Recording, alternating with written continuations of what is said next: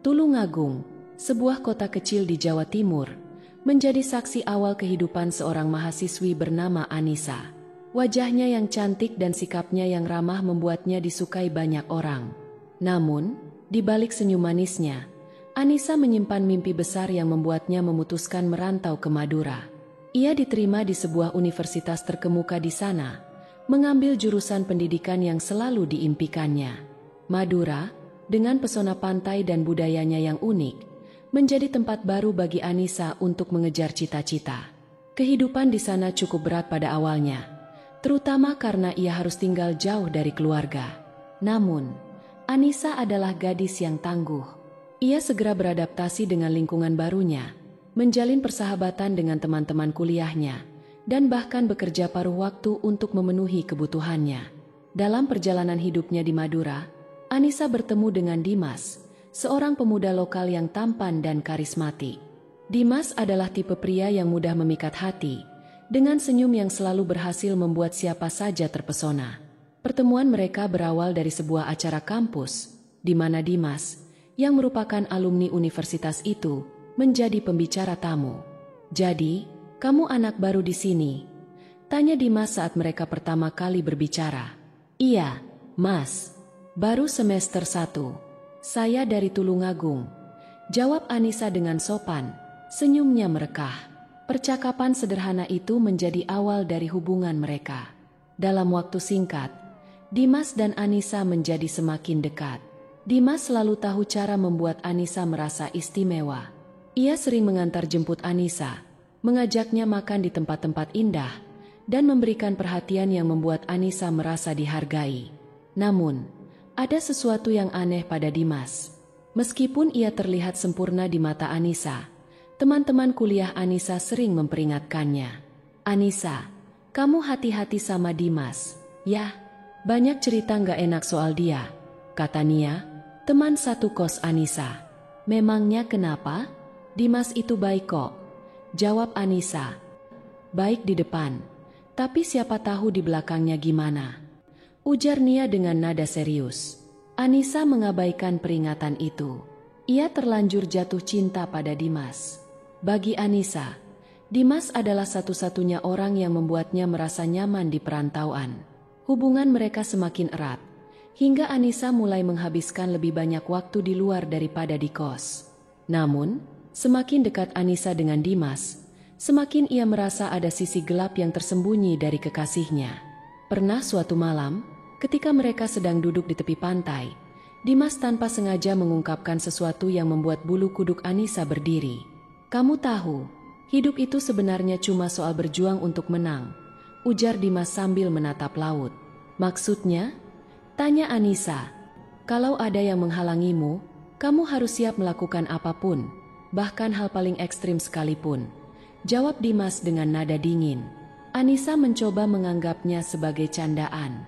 Namun, entah kenapa, ada sesuatu dalam tatapan Dimas malam itu yang membuat jantungnya berdebar kencang. Seperti ada bayangan gelap di balik sosok pria yang selama ini ia anggap sempurna. Hari-hari berlalu, dan hubungan mereka berjalan seperti biasa. Tanpa disadari, Anissa telah terjebak dalam sebuah kisah yang akan mengubah hidupnya selamanya. Bayangan tentang rahasia gelap Dimas mulai menghantui pikirannya, tapi cinta yang ia rasakan terlalu besar untuk membuatnya pergi. Anissa tak pernah menyangka bahwa keputusan untuk tetap bersama Dimas akan menjadi awal dari mimpi buruk yang mencekam. Di bawah langit Madura yang tenang, sebuah tragedi perlahan mendekat, menyimpan misteri yang tak akan pernah ia duga. Hubungan Anissa dan Dimas terus berlanjut, semakin intens dan tak terpisahkan. Mereka sering menghabiskan waktu bersama, baik di pantai maupun di tempat-tempat sunyi di sekitar Madura. Di balik keindahan momen-momen itu, sesuatu yang lebih besar terjadi pada Anissa, sesuatu yang akan mengubah segalanya. Suatu pagi, Anissa merasa tubuhnya lemas, mual, dan tak bersemangat. Awalnya, ia mengira ini hanya efek dari kelelahan setelah jadwal kuliah yang padat dan pekerjaannya sebagai asisten di sebuah toko buku. Saat gejala itu terus berlanjut selama beberapa minggu, Nia, teman kosnya, menyarankan sesuatu yang membuatnya terkejut. "Anissa, kamu yakin gak ada sesuatu?" Mungkin kamu harus periksa ke dokter, kata Nia dengan nada hati-hati. Sesuatu apa maksudmu? Anissa bertanya dengan alis berkerut. Nia terdiam sejenak, seperti ragu untuk mengucapkan kata-kata itu. Mungkin kamu hamil. Pernyataan itu membuat Anissa terpaku. Selama ini, ia memang telah menjalin hubungan yang lebih dari sekadar pacaran dengan Dimas. Ia tak pernah berpikir konsekuensi sebesar ini akan terjadi. Setelah mendengar saran Nia, Anissa memberanikan diri membeli tes pack di sebuah apotek kecil di dekat kosnya. Dengan tangan gemetar, ia melakukan tes di kamar mandi. 2 garis merah yang tak mungkin ia abaikan. Anissa terduduk di lantai kamar mandi, matanya basah oleh air mata. Semua rencananya, mimpinya, hancur dalam sekejap. Bagaimana ia bisa melanjutkan kuliah? Apa yang akan dikatakan keluarganya di Tulungagung? Pikiran-pikiran itu berputar di kepalanya, membuatnya nyaris pingsan. Ia memutuskan untuk memberitahu Dimas. Malam itu, mereka bertemu di sebuah kafe kecil di pinggir kota. Anissa, yang biasanya ceria, terlihat pucat dan cemas. Ada apa, sayang? Kok mukamu kayak gitu? Tanya Dimas sambil menyesap kopinya. Dimas, aku hamil, ujar Anissa pelan. Suaranya hampir tak terdengar. Dimas terdiam. Wajahnya yang semula tenang berubah tegang. Ia meletakkan cangkir kopinya dengan kasar, menatap Anissa dengan mata tajam. Hamil? Kamu yakin? Tanyanya dengan nada dingin. Anissa mengangguk. Matanya mulai berkaca-kaca. Aku udah tes. Hasilnya positif. Dimas, kita harus ngomongin ini. Namun, bukannya memberikan dukungan. Respons Dimas membuat hati Anissa hancur. Ngomongin apa? Kamu tahu kan aku belum siap punya anak? Kamu harus cari cara untuk menggugurkan itu, kata Dimas tanpa ragu. Anissa terkejut. Apa? Kamu serius? Ini anak kita, Dimas. Dimas menggeleng. Nadanya semakin dingin. Ini masalahmu, bukan masalahku. Aku nggak mau hidupku hancur cuma karena kamu ceroboh. Air mata Anissa mengalir deras. Pria yang selama ini ia cintai, yang selalu ia anggap pahlawan di perantauan, kini berubah menjadi seseorang yang sama sekali asing. Hari-hari berikutnya adalah mimpi buruk bagi Anissa. Dimas menghindarinya, bahkan memblokir nomor teleponnya. Ia merasa terasing, sendirian menghadapi masalah yang semakin besar. Sementara itu, kondisi tubuhnya semakin melemah akibat kehamilan yang terus berlanjut. Ketakutan mulai menghantui pikiran Anissa. Ia tak berani memberitahu keluarganya di Tulungagung, takut mereka akan kecewa. Ia juga merasa malu untuk berbicara dengan teman-temannya. Satu-satunya orang yang tahu adalah Nia, yang terus memberinya semangat meskipun ia sendiri bingung harus berbuat apa. Di tengah semua kebingungan itu, Anissa merasa ada sesuatu yang aneh. Ia sering merasa seperti diikuti, bahkan ketika berada di dalam kosnya sendiri. Malam-malam terasa mencekam, seperti ada sosok tak terlihat yang memperhatikannya dari sudut-sudut gelap kamar. Ia juga mulai mengalami mimpi buruk yang sama berulang kali. Sosok wanita berpakaian hitam, dengan wajah penuh amarah, berdiri di depan pintu kamarnya sambil menunjuk ke arah perutnya. Mimpi itu terasa begitu nyata hingga Anissa sering terbangun dengan napas tersengal-sengal dan keringat dingin membasahi tubuhnya. Anissa mulai merasakan kehadiran sesuatu yang lebih dari sekadar masalah duniawi. Namun, ia tak tahu bahwa mimpi buruk ini hanyalah awal dari kengerian yang lebih besar. Hubungan Anissa dan Dimas semakin memanas. Anissa, yang merasa Dimas harus bertanggung jawab atas kondisi mereka, terus mencoba menghubungi pria itu. Dimas mulai menjauh, bersikap dingin, bahkan menghindari segala bentuk komunikasi. Suatu malam, Dimas akhirnya menghubungi Anissa. Suaranya dingin dan tegas. Kita ketemu, ada yang perlu dibicarakan, katanya singkat. Anissa merasa lega, mengira Dimas akhirnya bersedia menyelesaikan masalah mereka. Tanpa banyak pikir, ia setuju untuk bertemu di sebuah kebun kosong di pinggir kota. Malam itu, udara terasa dingin, dan suasana di tempat itu begitu sunyi. Pohon-pohon besar menjulang tinggi, membentuk bayangan menyeramkan di bawah sinar bulan. Ketika Anissa tiba, Dimas sudah menunggu. Wajahnya terlihat murung, dan tatapannya sulit ditebak. "Dimas, aku benar-benar berharap kita bisa menyelesaikan ini baik-baik," kata Anissa, berusaha tetap tenang meski jantungnya berdegup kencang. Dimas hanya diam, menatap ke arah tanah. Setelah beberapa saat, ia menghela napas panjang. "Anissa, aku nggak tahu harus gimana lagi," ucapnya. Suaranya terdengar berat. "Kamu tahu ini semua nggak mudah buat aku. Aku juga nggak minta ini terjadi, Dimas. Tapi kita harus hadapi bersama, bukan lari," balas Anissa. Suaranya bergetar. Suasana berubah saat Dimas tiba-tiba terlihat emosi. Nada bicaranya naik, dan ia mulai menyalahkan Anissa atas semua yang terjadi. "Gara-gara kamu, hidupku jadi berantakan. Kamu pikir ini mudah buat aku?" Anissa terkejut, tak menyangka Dimas akan bersikap seperti itu. Ia mencoba menenangkannya, tapi Dimas semakin gelap mata. Emosi yang tak terkendali berubah menjadi tindakan impulsif. Tanpa pikir panjang, Dimas mendorong Anissa hingga terjatuh. Anissa terkejut dan menangis, mencoba mengingatkan Dimas untuk kembali ke akal sehat. Namun, situasi sudah di luar kendali. Dalam keadaan panik dan emosional, Dimas melakukan tindakan yang tak pernah ia bayangkan sebelumnya. Anissa, dalam ketakutan dan kesakitan, hanya bisa memohon agar Dimas berhenti. Tapi Dimas terlalu dikuasai rasa takut dan frustrasi. Ketika akhirnya suasana hening kembali, Anissa sudah tak bergerak. Dimas berdiri terpaku. Napasnya terengah-engah, sementara pikirannya berputar liar. Ia tak percaya apa yang baru saja terjadi. Kepanikan menyelimuti dirinya, membuatnya mengambil keputusan yang nekat. Ia berusaha menghilangkan semua bukti di tempat itu, berharap perbuatannya tak akan terungkap. Di tengah upayanya, ada sesuatu yang luput dari perhatiannya. Satu bagian kecil yang tertinggal di tempat itu. Sebuah petunjuk yang nantinya akan mengungkapkan semuanya. Dimas meninggalkan lokasi dengan perasaan bercampur aduk. Ia yakin semua sudah selesai, tapi jauh di lubuk hatinya, ada rasa takut yang mengendap. Malam yang dingin itu menjadi saksi bisu atas tragedi yang akan membayangi hidup Dimas selamanya. Di kejauhan, angin berhembus pelan, membawa suara samar-samar.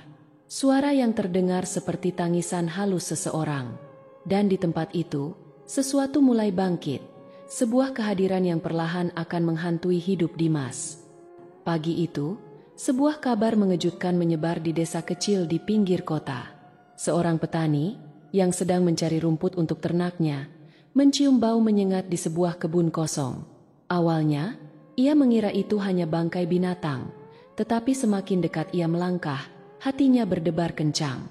Di antara semak-semak dan dedaunan kering, ia menemukan sesuatu yang membuat bulu kuduknya berdiri, sisa-sisa tubuh manusia yang hangus terbakar. Petani itu langsung berlari pulang dengan wajah pucat pasi, memberitahu warga tentang temuannya. Tak lama kemudian, polisi tiba di lokasi. Garis kuning dipasang, dan penyelidikan segera dilakukan. Kondisi jasad yang hangus membuat identifikasi awal sulit dilakukan, tetapi salah satu petugas menemukan sebuah jari yang utuh di dekat lokasi. Jari itu, yang masih utuh meskipun tubuh lainnya hangus, menjadi petunjuk utama dalam penyelidikan. "Ini bukan kecelakaan," kata salah satu petugas, dengan nada serius. "Ini kasus pembunuhan." Berita tentang penemuan jasad itu menyebar cepat, membuat warga sekitar dihantui rasa takut. Banyak yang penasaran siapa korban sebenarnya dan siapa pelaku di balik peristiwa mengerikan ini. Selama beberapa hari, polisi bekerja keras mengungkap identitas korban. Berkat jari yang ditemukan, mereka akhirnya berhasil mengidentifikasi korban sebagai Anissa. Keluarga Anissa di Tulungagung dipanggil untuk memastikan, dan mereka hancur ketika mendengar kabar tragis ini. "Anissa nggak pernah cerita ada masalah besar," ujar salah satu anggota keluarganya dengan suara gemetar. "Dia gadis yang baik, nggak mungkin ada musuh." Namun, penyelidikan membawa polisi ke arah yang lebih gelap. Melalui jejak komunikasi di ponsel Anissa, Polisi menemukan bahwa Dimas adalah orang terakhir yang berhubungan dengannya sebelum kejadian. Kecurigaan mengarah kepada Dimas, dan pria itu segera ditangkap untuk diinterogasi. Di kantor polisi, Dimas awalnya menyangkal semua tuduhan. Ia berusaha bersikap tenang, tetapi keterangan saksi, bukti lokasi, dan jari yang ditemukan membuat kebohongannya perlahan terungkap.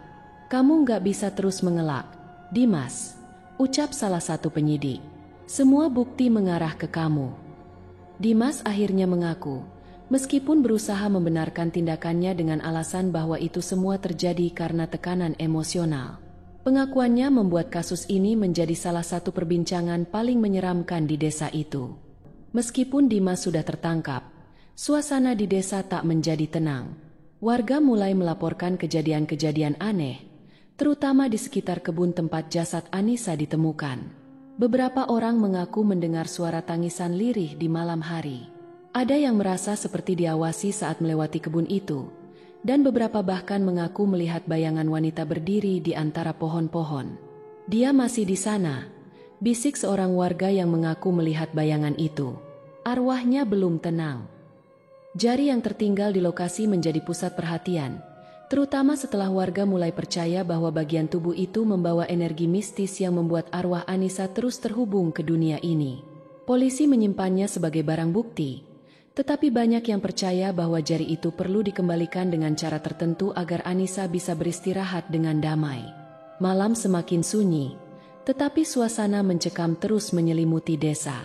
Bayangan dan tangisan itu hanyalah permulaan dari misteri besar yang perlahan-lahan akan terungkap. Dan di tengah ketakutan warga, satu hal menjadi jelas, tragedi ini jauh dari kata selesai. Sejak penemuan jasad Anissa, kebun kosong tempat tragedi itu terjadi menjadi lokasi yang dihindari warga. Meski polisi telah menyelesaikan penyelidikan, energi mencekam masih terasa kuat di sana. Banyak warga yang mengaku mendengar suara-suara aneh di malam hari, suara tangisan, rintihan, bahkan jeritan yang membuat bulu kuduk berdiri. Siti, seorang ibu rumah tangga yang rumahnya tak jauh dari kebun itu, bercerita pada tetangga tentang pengalamannya suatu malam. "Saya sedang menutup pintu dapur. Waktu itu sudah larut," katanya dengan wajah pucat. "Tiba-tiba saya dengar suara perempuan memanggil, 'Tolong saya.' Suaranya pelan, tapi jelas sekali dari arah kebun. Saya langsung masuk ke kamar, baca doa sekuat tenaga." Cerita Siti hanyalah satu dari sekian banyak kisah mistis yang mulai bermunculan. Beberapa warga mengaku melihat sosok perempuan berdiri di tengah kebun, mengenakan pakaian hangus, dengan mata yang penuh amarah. Sosok itu selalu diam, tetapi auranya membuat siapapun yang melihatnya merasa tubuhnya membeku di tempat. Gangguan juga mulai merambat ke keluarga Dimas. Di rumah mereka, ibunya sering mendengar suara ketukan di jendela tengah malam, padahal tak ada siapa-siapa di luar. Ayahnya, seorang pria yang sebelumnya tak percaya hal mistis, mengaku melihat bayangan hitam melintas di lorong rumah mereka. "Dia pasti marah," ujar ibu Dimas dengan mata sembab. "Arwah Anissa belum tenang, dan dia ingin menuntut balas." Sementara itu, Dimas yang kini mendekam di penjara mulai merasakan kehadiran Anissa. Di malam-malam yang sepi, ia sering mendengar suara langkah kaki mendekat ke selnya, meski sipir penjara memastikan tak ada siapapun di sana. Kadang ia mencium bau hangus yang membuatnya teringat pada malam kejadian. Yang paling mengerikan adalah penampakan sosok Anissa di sudut selnya. Wajahnya penuh luka, tapi matanya menatap tajam ke arah Dimas. "Kenapa kamu lakukan ini padaku, Dimas?" Suara itu bergema di telinganya, membuatnya terbangun dengan keringat dingin. Gangguan itu terus berulang hingga Dimas mulai kehilangan akal sehat. Ia sering berteriak di malam hari, memohon agar Anissa meninggalkannya. Semakin ia takut, semakin sering Anissa muncul. Di sisi lain, warga desa percaya bahwa jari Anissa yang ditemukan di lokasi menjadi sumber dari semua gangguan ini. Banyak yang mendesak keluarga Anissa untuk mencari bantuan paranormal agar arwahnya bisa tenang. Akhirnya, keluarga Anissa memutuskan untuk mendatangi seorang dukun terkenal di daerah itu, Ki Marwan. Setelah mendengar kisah keluarga, Ki Marwan menggelengkan kepala. "Arwah Anissa terjebak di dunia ini karena dendam yang mendalam," katanya. Dia tak akan tenang sebelum tubuhnya disempurnakan dan keadilannya ditegakkan. Ki Marwan memberikan saran agar jari Anissa yang masih menjadi barang bukti dipulangkan dan dimakamkan bersama jasadnya. Namun, untuk melakukannya, diperlukan ritual khusus. Ada energi yang sangat kuat di jari itu, lanjut Ki Marwan. Kalau tak dilakukan dengan benar, arwahnya bisa semakin marah. Malam itu, keluarga Anissa mulai bersiap untuk menjalankan saran Ki Marwan. Namun, mereka tak tahu bahwa ritual tersebut bukan hanya soal mengembalikan jari Anissa, tetapi juga membuka tabir kegelapan lain yang lebih mengerikan. Gangguan di desa semakin menjadi, dan arwah Anissa tampaknya semakin tak sabar menunggu kebenaran terungkap. Dan bagi Dimas, setiap malam terasa seperti hukuman abadi, dihantui oleh kesalahan yang tak bisa ia perbaiki. Malam-malam di dalam penjara terasa semakin panjang bagi Dimas. Ia jarang bisa tidur nyenyak. Sosok Anissa selalu hadir dalam kegelapan selnya, terkadang berdiri di sudut ruangan, terkadang muncul tepat di sebelah ranjangnya. Wajah Anissa penuh luka dan bekas terbakar, tetapi matanya memancarkan kemarahan yang membuat Dimas bergidik. "Kenapa kau lakukan ini padaku, Dimas?" Suara itu bergema di dalam kepalanya, tak pernah berhenti, bahkan saat ia mencoba memejamkan mata. Hari demi hari, kondisi mental Dimas semakin memburuk. Ia sering berbicara sendiri, meminta ampun pada Anissa meskipun tak ada siapapun di dekatnya. Narapidana lain di penjara mulai merasa takut, mengira Dimas telah dirasuki. "Dia seperti orang kesurupan," bisik salah satu napi. "Tiap malam teriak-teriak minta maaf. Tapi siapa yang mau memaafkan dia?" Di sisi lain, keluarga Anissa mulai menjalankan ritual yang disarankan oleh Ki Marwan. Mereka berusaha memulangkan jari Anissa dari kepolisian untuk dimakamkan bersama jasadnya. Proses itu tak mudah karena jari tersebut masih dianggap sebagai barang bukti. Namun, setelah banyak usaha, mereka akhirnya diizinkan untuk membawa jari itu. Malam ritual pun tiba.